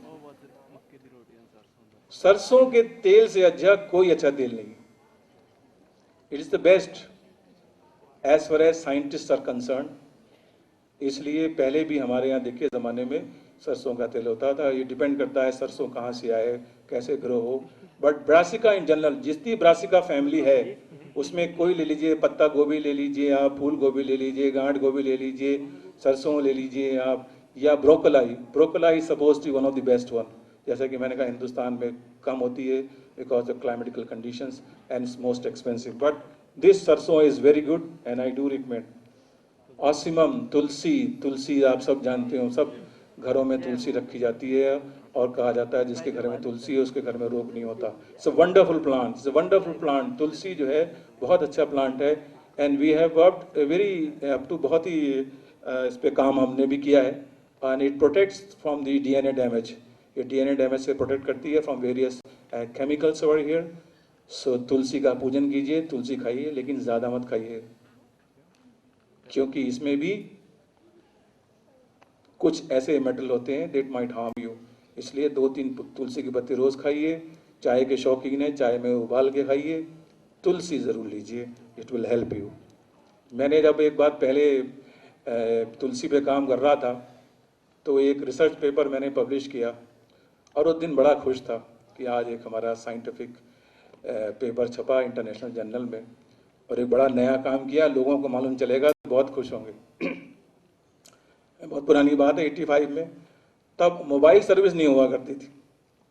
हम लोगों को एसटीडी कॉल बूथ में लाइन लगानी पड़ती थी, भैया हमारा नंबर जल्दी दे दो, लगाते थे लाइन, और कुछ 8-9 बजे के बाद सस्ता भी होता था तो उस समय बहुत लाइन लगती थी।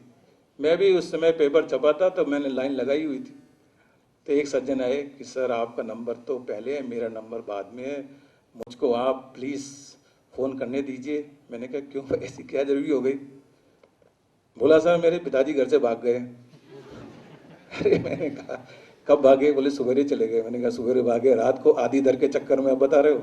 अरे सवेरे बता देते। खैर एनीवे, मैंने कहा चलिए अच्छी बात है, पिताजी भाग गए तो आप पहले कर लीजिए।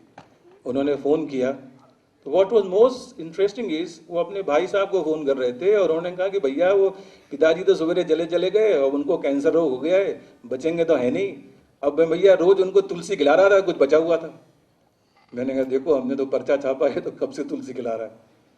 We all know it, we all know it, हम सब जानते हैं तुलसी के बारे में, सब जानते हैं, but today the scientist, the common man needs the answer, the reason, scientific reason why I should take tulsi. So we are supposed to give them the scientific information as a scientist. These are the chemicals, these are the benefits of the tulsi. तब एक common man उसको लेगा। And I hope and wish Tulsi, please keep on having Tulsi, worship कीजिए, पूजा कीजिए। Hindu mythology में भी है, ये आपके स्वास्थ्य को अच्छा रखेगा। एडाटोडा एक ऐसी चीज़ है, जैसे मैंने बताया ना, विदेशी कंपनियां बहुत फ़ायदा उठाती हैं। जो ग्लाइकोडिन बनता है ना, आजकल पता नहीं कम बनता है वैसे खांसी के लिए। This is one of the plant which is taken up for the glycogen. ये बता सकते हैं क्या है? करेला। करेला, the mower is also very good because it's lot of properties over here. नीम का पेड़ is also number of properties. नीम का पेड़।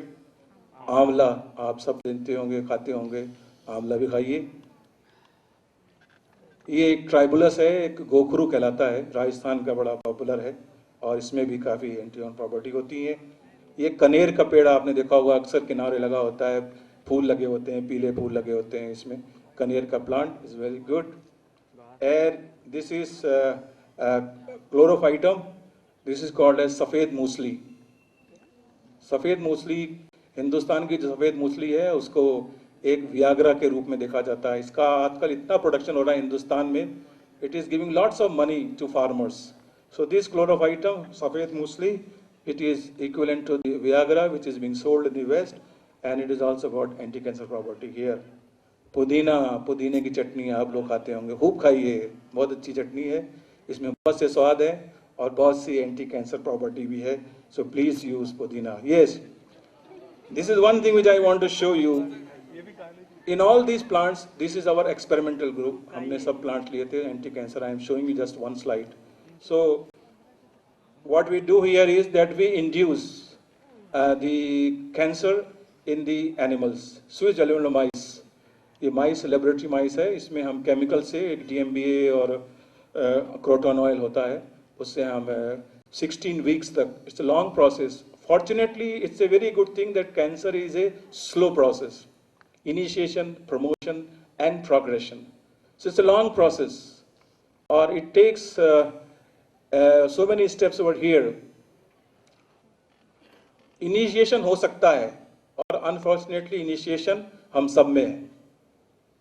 वी आर लकी और दोस्त जिसको कि प्रमोटर नहीं मिलता, जिसको प्रमोटर मिला वो गया। कहते हैं ना कि अरे हम तो जिंदगी भर सिगरेट पीते रहे, कुछ भी नहीं हुआ, तुमने तो एक भी नहीं पी, तुमको लंग कैंसर हो गया, इसलिए पिया करो, जो होगा देखा जाएगा। It's not like that. You see, it's a matter of chance. You are lucky that you have been smoking, but you could not get any promoter. And unfortunately, the person who was not smoking, but through you, एक बड़ी अजीब सी चीज है, एक third type का contamination होता है जो एनवायरनमेंट में होता है। जब आप सिगरेट पीते हैं, जो लोग पीते हैं, घरों में रहते हैं, तो पर्दों वगैरह में, कपड़ों वगैरह में उसकी फ्यूम्स हो जाती है, जम जाती है निकोटीन टार। और आप फादर हैं, अपने बच्चे को गोदी में लिए हुए हैं और जाड़े का महीना है, सिगरेट पी रहे हैं, तो वो सोच रहे हैं बच्चा तो पी नहीं रहा, उसको क्या होगा, लेकिन जो धुआं आप ले रहे हैं, जो टार उसमें निकल रहा है, it's coming to your cloth, it's coming and the boy might get it, the child might get it. बहुत से लोग जब गाड़ी खरीदते हैं सेकेंड हैंड, तो ये पूछ लेते हैं कि भैया ये आदमी जो गाड़ी चलाता था ये चेन स्मोकर तो नहीं था, सिगरेट तो नहीं पीता था बहुत, क्योंकि अगर सिगरेट पीता था तो गाड़ी में जरूर कंटामिनेशन होगा। So like that we are trying to induce, we try to induce the cancer, this skin cancer. जब भी कभी एक्सपेरिमेंट करते हैं तो one of the best is skin cancer. क्यों स्किन कैंसर सबसे अच्छा है? स्टमक कैंसर भी हो सकता है, लंग कैंसर भी यूज कर सकते हैं model, but basically skin cancer is one of the best model. Why? क्योंकि आप, जैसे मैंने कहा, इनिशिएशन, प्रमोशन, प्रोग्रेशन, 3 स्टेज होती हैं। अगर एक्सटर्नल है, कैंसर ग्रो कर रहा है, तो आप इसको डिफरेंट स्टेजेस देख सकते हैं without killing the animal, that is the advantage. और अगर आप केमिकल से इसको प्रोटेक्ट कर रहे हैं तो आप देख सकते हैं कि किस स्टेज पर ये फाइटोकेमिकल इसको रोक रहा है, इनिशिएशन पे रोक रहा है या प्रमोशन पे रोक रहा है या प्रोग्रेशन पे रोक रहा है। अनफॉर्चुनेटली इनिशिएशन पे रोकना बहुत मुश्किल है, but anyway we had this model system here, you can see the papillomas are growing here. Oh my God, it's gone. The animals were treated with the plant material, plant extract, plant material. No papillomas are being found. So ये एक study हम लोगों ने करी थी about many decades, so many animals were taken, so many plants which I have already shown you, and that gives you a lot of information that phytochemicals can prevent cancer. Yeah, good news for those students who use chocolates. Chocolate बहुत अच्छी चीज़ है, खाइए, खूब खाइए। ये एक plant है ककोआ, जिसमें कि चॉकलेट का मेन कंपोनेंट है। Cocoa is one of the main component जो कि चॉकलेट में यूज होता है, और ये कंपोनेंट जो है उसमें बहुत सी प्रॉपर्टीज हैं जो कि एंटी कैंसर प्रॉपर्टीज हैं। और एक चीज, कई प्रकार की चॉकलेट्स होती हैं, dark chocolate, white chocolate. Dark chocolate खाइए, it's more of this cocoa plant you are here then the white chocolates. लेकिन इतनी भी मत खाइए कि शुगर कंटेंट बहुत बढ़ जाए। But anyway, feel good, feel free, chocolate is good for cancer, anti-cancer. So chocolate in theory may be thin the blood, by reducing the tendency of blood to clot. कितनी अच्छी बात है देखिए. Blood clots are a major cause of heart attacks and strokes. Chocolate खाइए, heart attack से बचा हो जाएगा. However, no indication is that people who eat chocolate suffer from fewer heart attacks or stroke than people who do not. लेकिन फिर भी आप खूब चॉकलेट खाइए और बट वेट का ख्याल रखिएगा, इतनी मत खाइए कि ओबेसिटी हो जाए. So there are other checks over here. टमाटर, वाह क्या बात. अभी एक सीरियल आता है उसमें उसी लड़की का नाम टमाटर है, अगर आप देखते होंगे, कबूल है शायद. So tomato is very good, you see, it has a very good lycopene, and so खूब टमाटर खाइए, lycopene खाइए, स्वस्थ रहिए, लाल रहिए. So tomatoes, among the phytochemicals, as I said, it has lycopene here, and it has a lot of antioxidant activity here. It is also found in guava. अमरूद खाइए, पपीता खाइए, पिंक ग्रेपफ्रूट खाइए, टमाटर खाइए, तरबूज खाइए. Lycopene inhibit production of the cancer cells, and so low blood vessel lycopenes and compounds release, as however it increases sometimes the risk of the breast cancer. So you have to be very cautious with every type of the. Right. आजकल सबसे अच्छी चीज तो सबसे अगर प्याज है ना, एक प्याज लीजिए, गार्लिक लीजिए, ओनियन प्याज लीजिए, these are very good, and the garlic is one of them. Is contain lot of compounds, organosulfuric compounds, and it inhibits cancer development in laboratory animals. It has been shown. तो garlic खाइए और अपने आप को स्वस्थ बनाइए. And it also आजकल use करते हैं, हमने देखा होगा चाय में यूज़ करते हैं, हेडेक हो जाता है, हार्ट डिजीज होती है. And of course in some of the Egyptian writing it has been differently recorded. But in modern medical research, over 3,000 publications have been investigated which has the potential health benefits of garlic. So many have reported positive thinking here. So more potential role of garlic is it protects you from the allergies and heart disease and bacteria and so many things. So I will just skip this anymore.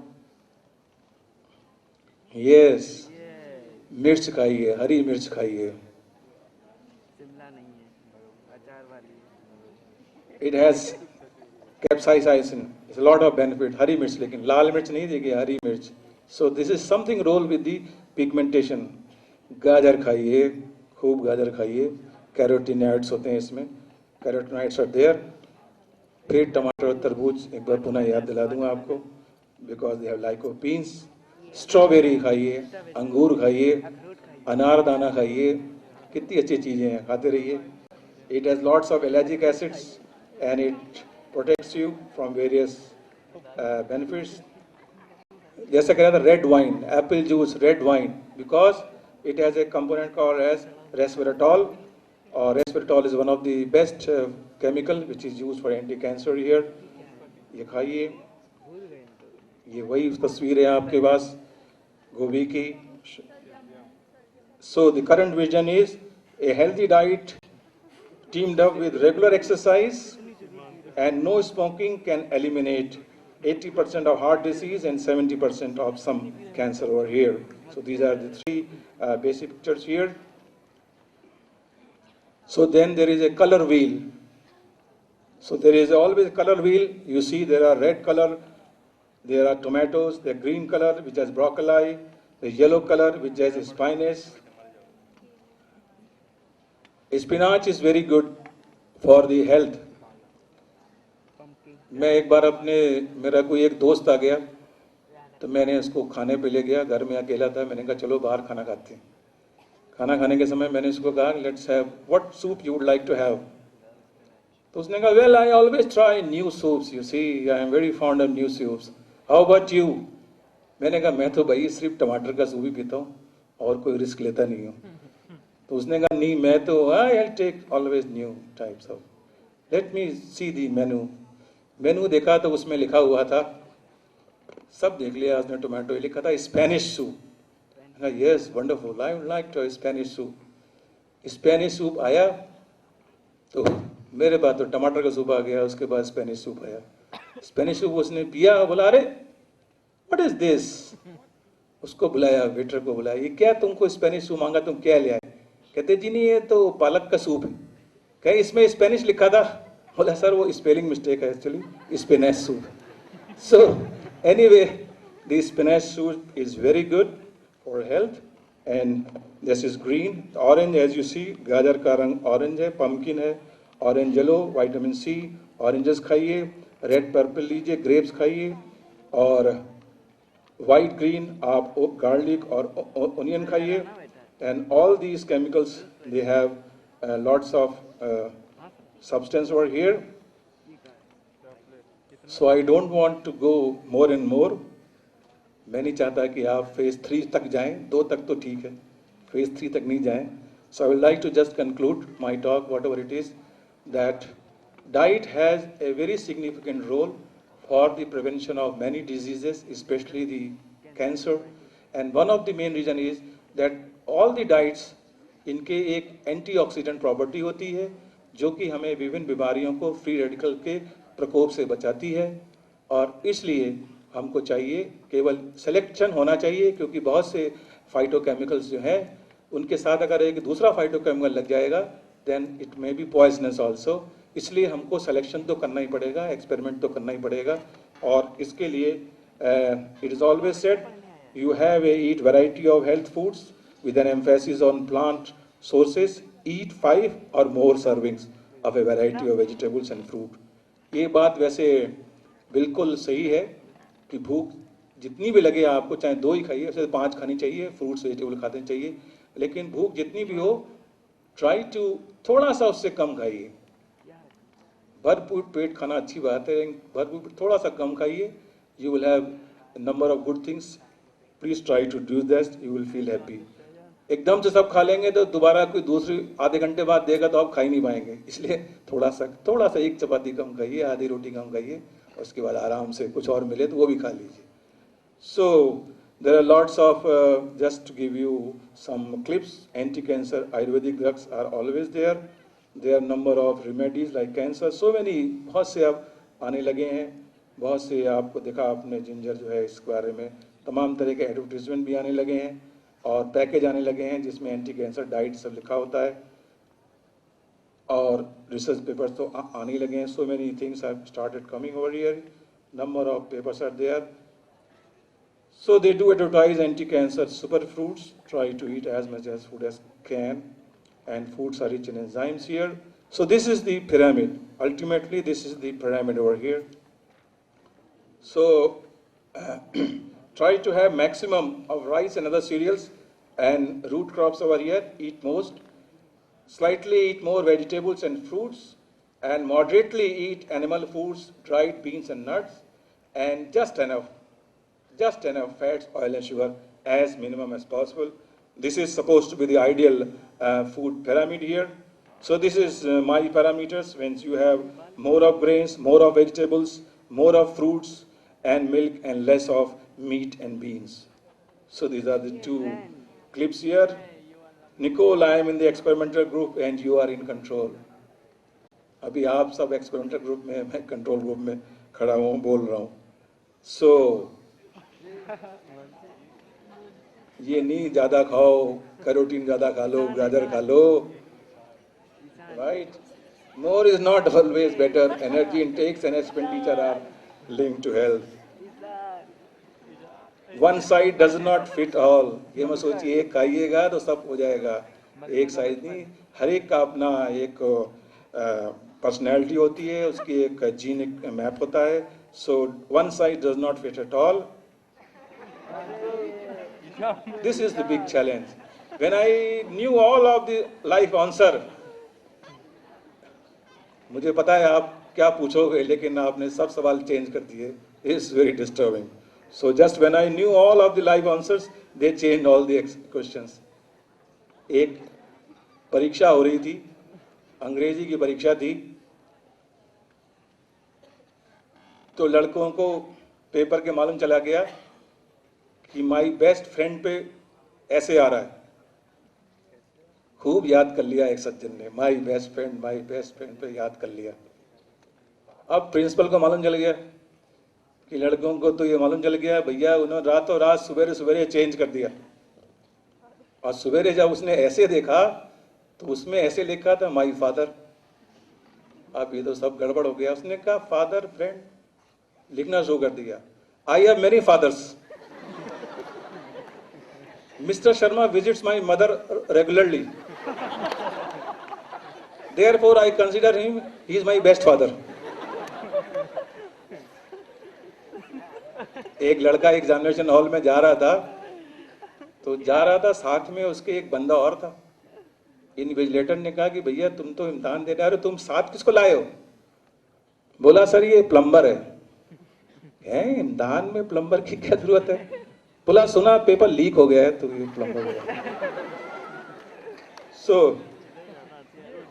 Finally questions are most welcome, and thank you very much for coming over here and listening to me patiently. Thank you very much. Thank you.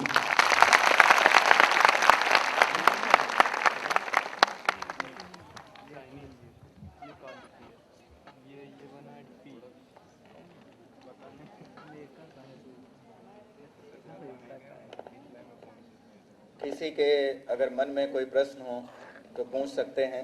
एक बहुत ही अच्छे topic पे sir ने एक बहुत ही ज्ञानवर्धक lecture दिया। कुछ भी क्वेश्चंस आपके मन में हो जरूर पूछें।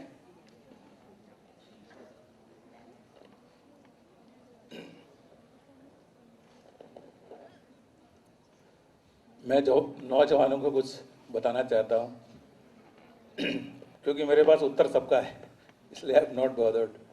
अनुभव से उत्तर है, वैसे तो पता नहीं आप क्या पूछें। मेरे एक मित्र को इसी प्रकार से सेमिनार में कह दिया गया बोलो, तो बोल दिया उन्होंने। अब उन्होंने क्वेश्चन पूछना शुरू कर दिया। किसी ने क्वेश्चन पूछा, yes it's a good question, any other question? दूसरे ने पूछा, yes it is also a good question, any other question? एक कॉन्फ्रेंस में एक सज्जन गए तो उनसे सेमिनार में बात सवाल पूछा, तो अंग्रेज लोग बैठे हुए थे। अब वो अंग्रेज लोग तो जो हैं अमेरिकन खास तौर से लगता है ऐसे सुपारी मुंह में रख के फिर बोलते हैं। उसने कहा well Gupta you are not done this. अब उसको कुछ समझ में नहीं आया, उसको लगा ये नॉट कुछ कह रहा है। उसने कहा well mister you cannot ask any negative question. फिर दूसरा अमेरिकन उठा तो उसने भी कहा no it's quite relevant your. अब उसको रिलेवेंट समझ में आया, कुछ कह रहा है। You cannot ask any irrelevant questions. एक रशिया में कॉन्फ्रेंस हो रही थी हाइब्रिडाइजेशन पर। हाइब्रिड जानते हैं आप लोग, cross between to.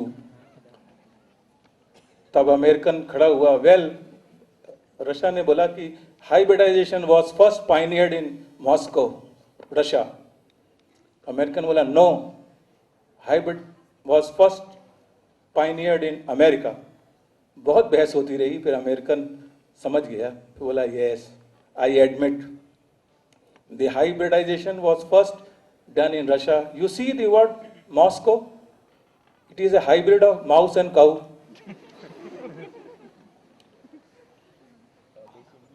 So thank you very much. Thank you.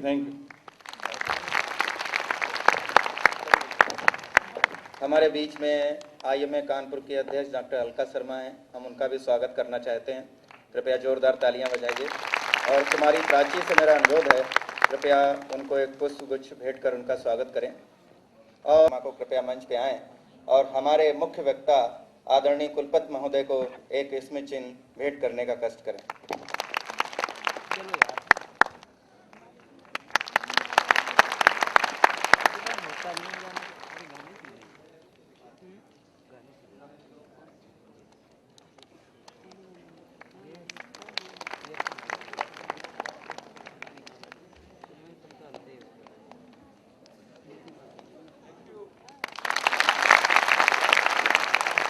बहुत बहुत धन्यवाद। आदरणीय कुलपति महोदय का कि उन्होंने हमें अपना बहुमूल्य समय दिया। आज उनको एक मीटिंग में लखनऊ भी जाना है, उसके बावजूद भी आज का लेक्चर उन्होंने लिया, हमारा ज्ञानवर्धन किया। कृपया जोरदार तालियां बजाइए उनके लिए। और मैं धन्यवाद ज्ञापित करता हूं अपने मीडिया के सज्जनों का कि उन्होंने है और भविष्य में हम इस तरीके के व्याख्यान आयोजित करते रहें।